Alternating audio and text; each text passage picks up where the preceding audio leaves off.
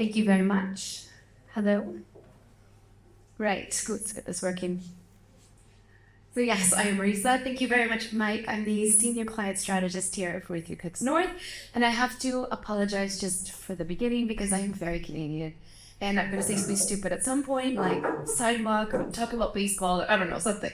So just stay with me, please. Thank you very much. So yes, I've been around the block a little bit in terms of marketing. Thank you. I've worked in Canada, the UK, and France. I've worked in-house, I've worked agency side, I've been on air at the BBC, but I think no matter what I've done, no matter what industry I've been in, I've always had a content hat on. I love it. And so, that's right through from short form video to thought leadership pieces and kind of anything and everything in between. So hopefully that's going to put me in good stead to talk about building content that resonates. And content is a funny thing because I think it's a term that I kind of hate because what does it even mean anymore, making some content?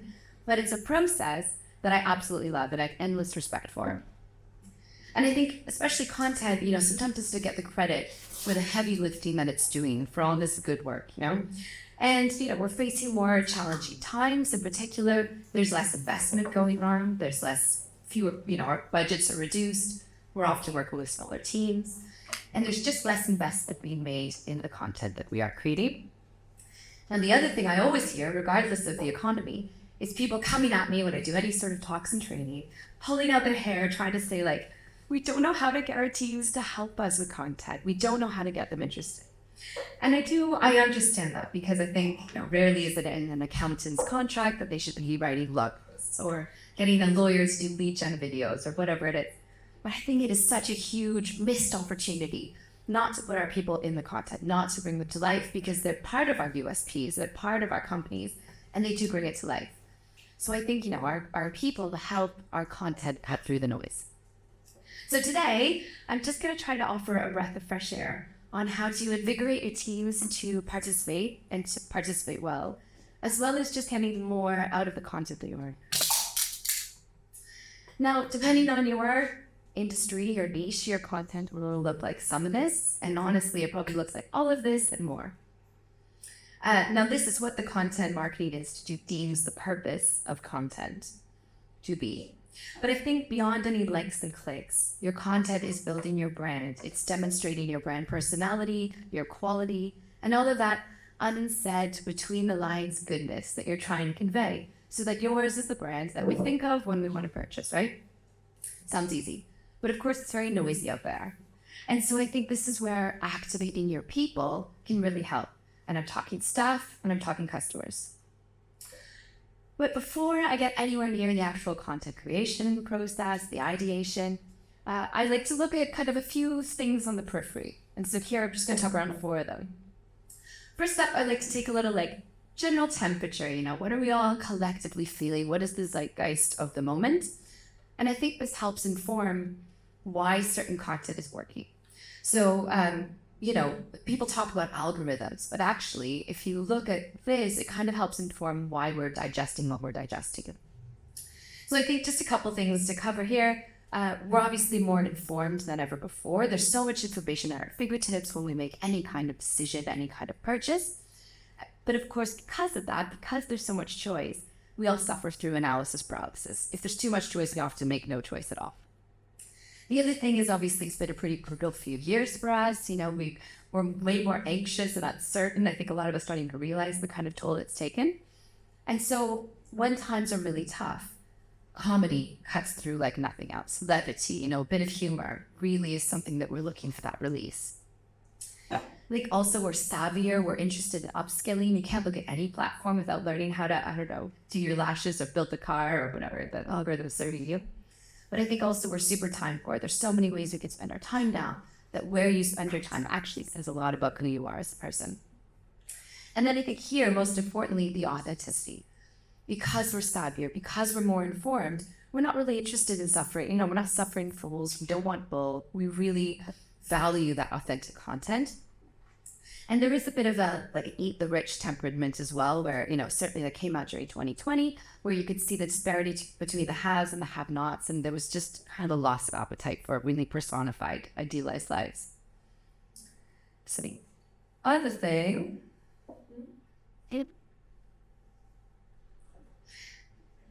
Yes. The other thing I like to keep track of are the content fundamentals. And obviously this is alongside your content pillars and your strategy. But I just like to have this kind of close at hand because I think with every piece of content that goes out into the world representing your brand, it's really helpful to say, like, you want it imbued with kind of any of the following here.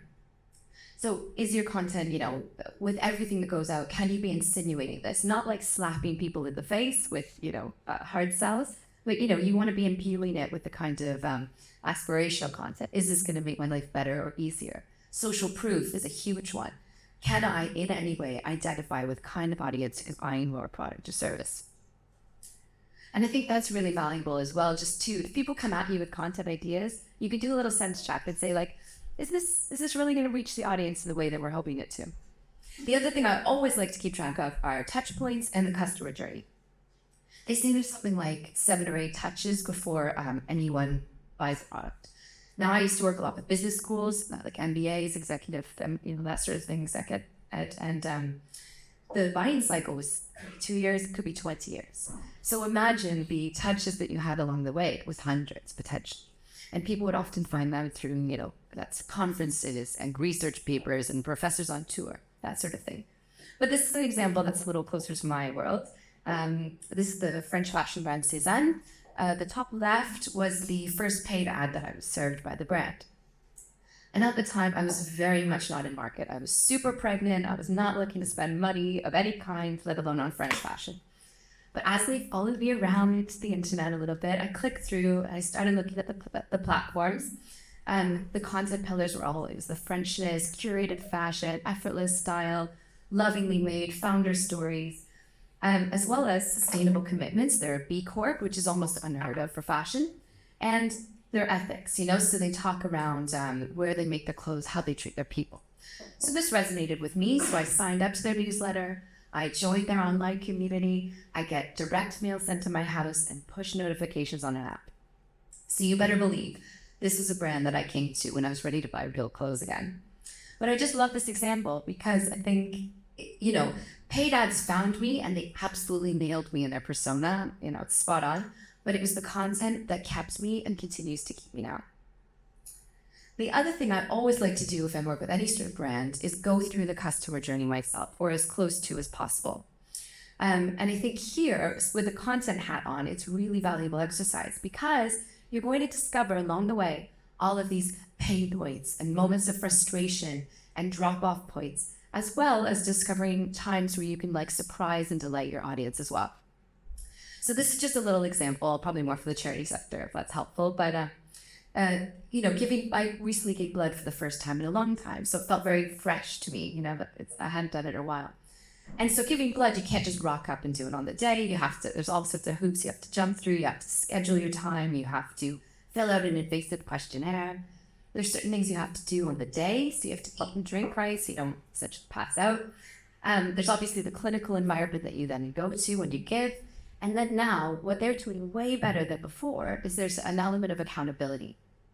There's a tangible element. So not only do they tell you when they use your blood and it's left the building, whatever, but now I get a little ping with saying that the blood that I gave has been used on someone in Manchester. So I know there is someone all the better in Manchester because I took an hour out of my day.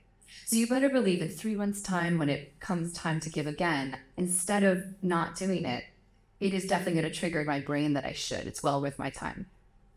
So going through this journey, you're going to find all these opportunities to develop content around. I think it's a really valuable exercise. And so now into the content process. I've broken it down into 4 steps: discovery, creation, curation, and distribution.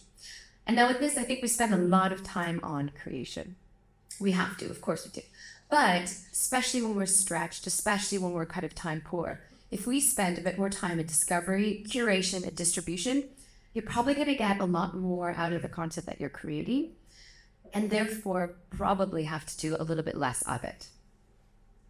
So we're off. We're into discovery. Now this is my favorite part because this is all about getting out, talking to everybody at the organization, and really understanding how the cogs in the machine work.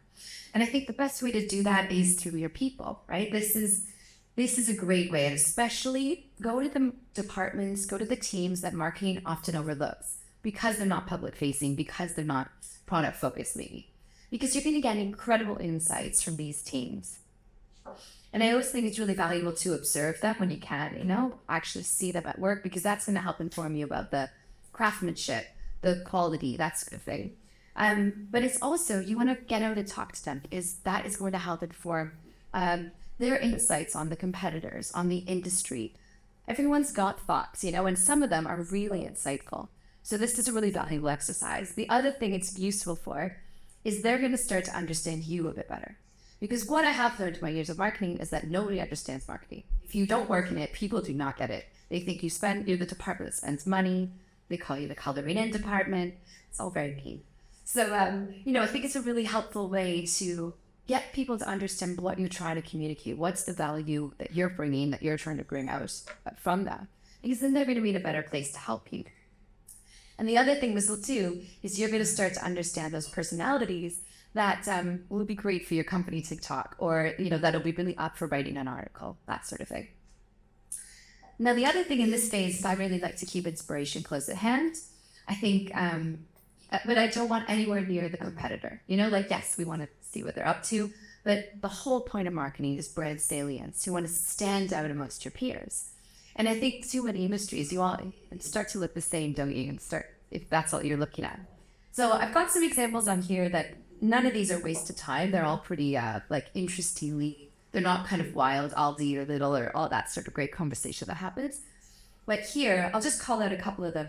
Morning Brew is a really interesting financial news, daily newsletter wrapped up geared at a Gen Z audience. It's a pretty tall order actually to make interesting. It's very American for sure. But what they're doing really well, they have amazing hooks, amazing headlines. They're excellent at putting you in the center of the stories every day. Why is this relevant to me, And the other thing they do really well is tailor their content based on the platform they're on. So it's the same sort of content, but they do shift it kind of geared to the mindset that the person would be in. And the other ones just to call out are Spotify and Monzo. I think these are master classes in data in particular, because especially Spotify could just be one celebrity interview after another. But it's not just that. They put people at the center of the story, and it never is it more evident than with You or Your Rat, when they package up in a beautiful little detail of your hours listened, the artist that you love, blah, blah, blah. And this is really great because also it adds that not only does it look beautiful, people love to share it, but they also like to, essentially you've gamified it, because now I can compete with my friends. We all share what music we were listening to or what child sabotaged your playlist and, ruined everything, for example. And the other thing is Monzo. They sort of do a similar thing, but with customer spending. And they're really excellent at joining wider conversations and therefore getting their brand out there. Because they start talking about what they're seeing, like North versus South spending, London versus everybody spending. And they're just excellent at kind of getting themselves involved, understanding what we're all collectively feeling, especially with the cost of living crisis. But they always do it with a brilliant bit of humor. It's really entertaining actually to watch what they're doing. Now, the other thing here is this is the moment for the naysayers, the haters, the ranters at our products or services.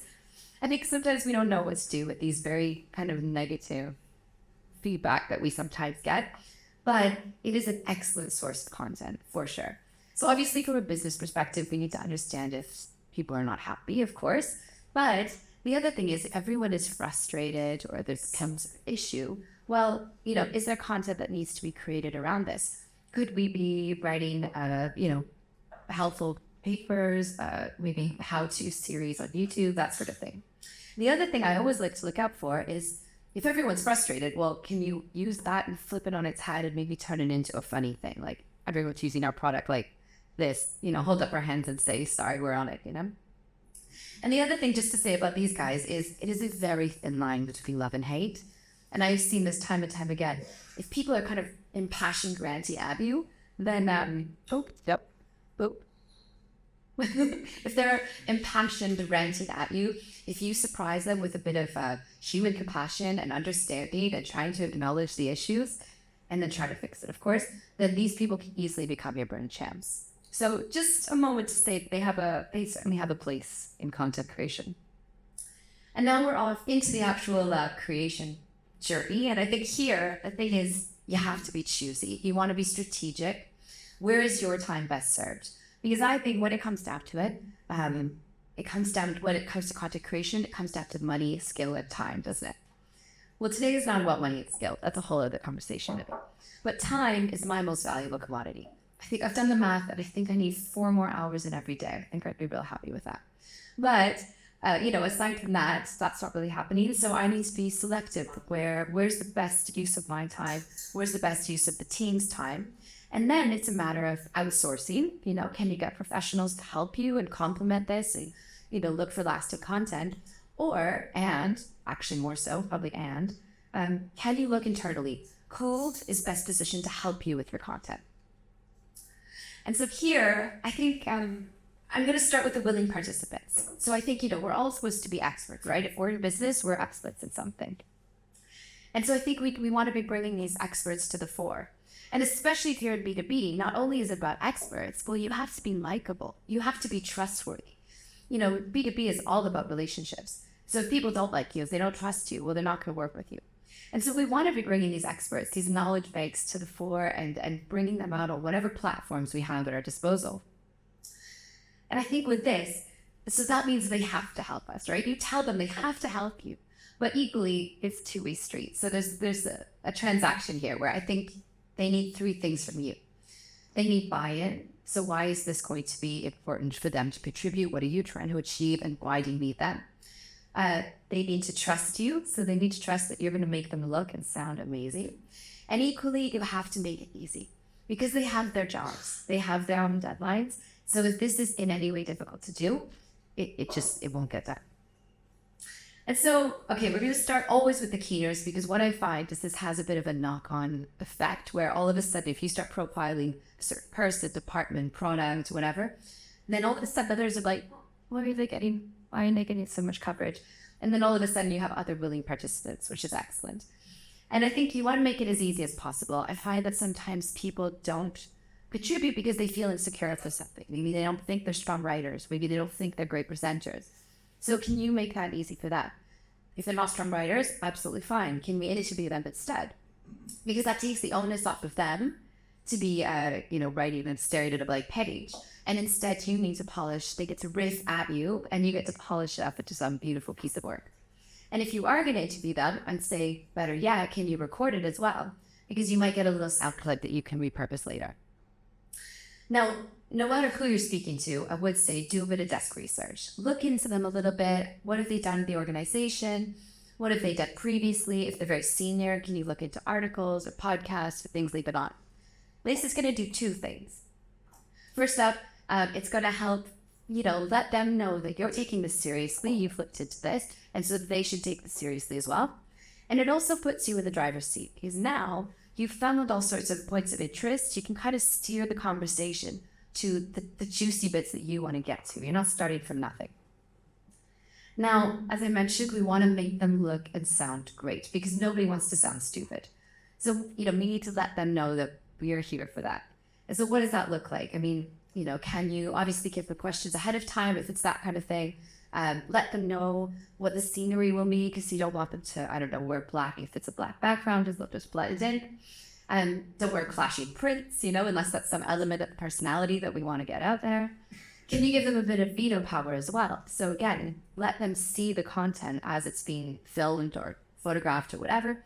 And that way they have an opportunity to change their posture or smile more or smile less, usually in my case. We just want to make them feel as happy with that end product as possible because if they don't like it, you'll never see them again. And if they like it, they'll probably help. Now, the last thing really, I think, is just to get the best out of people. We want to get them talking. We want to make them feel comfortable at home. And so, how do we do that? You're going to start to feel their comfort levels. And if you would just kind of get them energized, get them interested, then you're going to get better stuff out of them. And lastly, you can't really fake it. You really do have to be interested. Kind of slap yourself in the face, whatever, beforehand. But get yourself really energized because they're going to feed off your energy. And if you're interested and you're enjoying it, then they will too. Now, the other thing I'd like to do is build yourself an army of content creators, or at the very least, supporters of your work. Now, I think, people like to be helpful. And now because you're going around, you're getting to know all these different people in these departments, you're going to start to talk to them what would be helpful to hear from their divisions. Because they're all going to have different insights that might be relevant to you and make part of the bigger puzzle that you want to be kind of selling online. And so let them know, if they're customer facing, could they be writing down little anecdotes that you'd love to hear about? Obviously the negative comments we talked about, but the positive ones, or are there really willing people that would, that you should be in touch with, maybe to learn more about their process? That can be really helpful. Obviously talking to the accounts department, could they be looking at trends for you, that sort of thing. Now, additionally, we're all professional photographers now. We're all professional videographers. We all have amazing phones.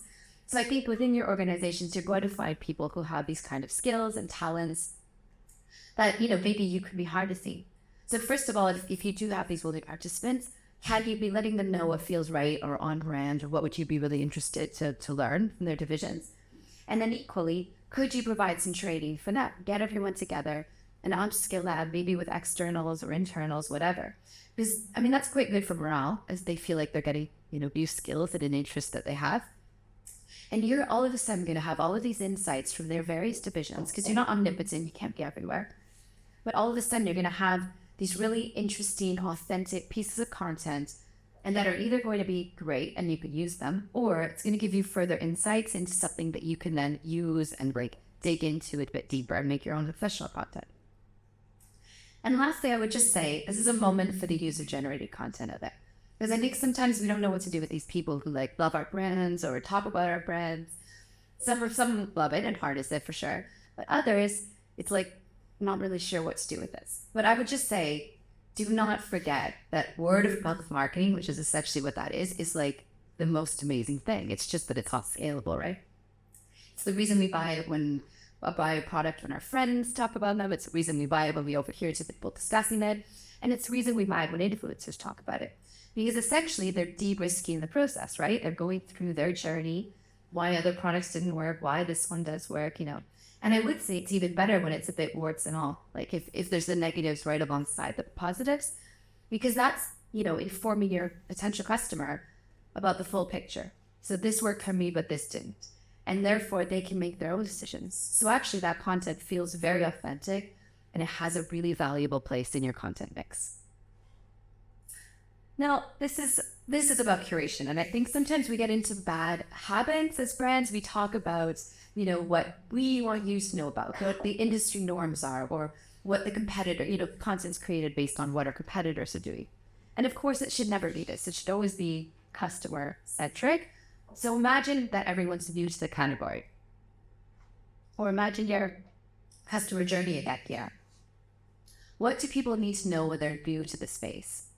I can't even imagine what I need to do if I bought a jet ski tomorrow. There's loads that you need to think about. So I think it's really good to put yourself in that position and try to make your content easy to find, easy to access. What is the ideal kind of breadcrumb situation you'd like to be laying out? And I think here, who's good at this? BuzzFeed, for example. BuzzFeed is so great because they do all that hard work for you. They round up top 10 lists. You can also think about landing pages. If you're downloading something, well, what does that process look like? Where do you want people to be pointed to? Or, think Instagram. Okay, imagine someone's new to the category, they found your brand. Well, okay, if they go to your Instagram page, do you have the highlights there? Do you have Instagram guides? Do you have those pinned posts so that people know where to navigate next? Really, we just want to keep reinventing it with those fresh eyes from the customer perspective. And then this is all about distribution. So we have this beautiful piece of content that we've created, but after all the likes and downloads and clicks and watches subside, we're on to the next thing. We always have to be, of course we do. But I think it's a huge missed trick, right? I think we really should make our content sweat. And so here, remember that everybody's busy and we all absorb things in different ways. So even though you want to be reading your content or watching your content, probably don't have time to do it.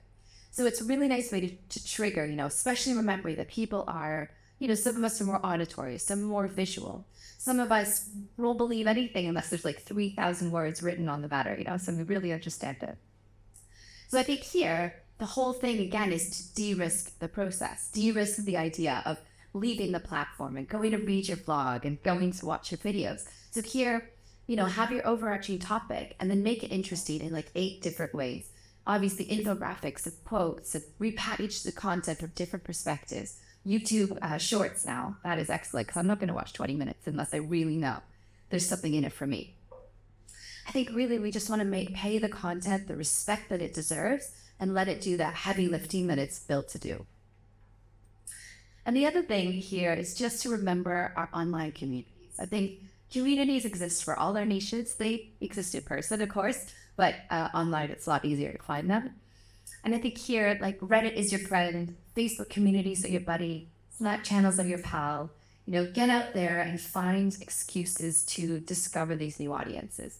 Because, you're going to get more out of the content that you're creating, and you are going to pinpoint and narrow in to those exact audiences that you want to be accessing. So there's going to be loads of value that comes from this ads. And lastly, I just want to mention that I think sometimes we need reminding that content is a two-way street. Just like your people have a part to play, well, so too do your audiences. And we really want to be, encouraging this dialogue. We want to form a long-lasting relationship with our audience, right?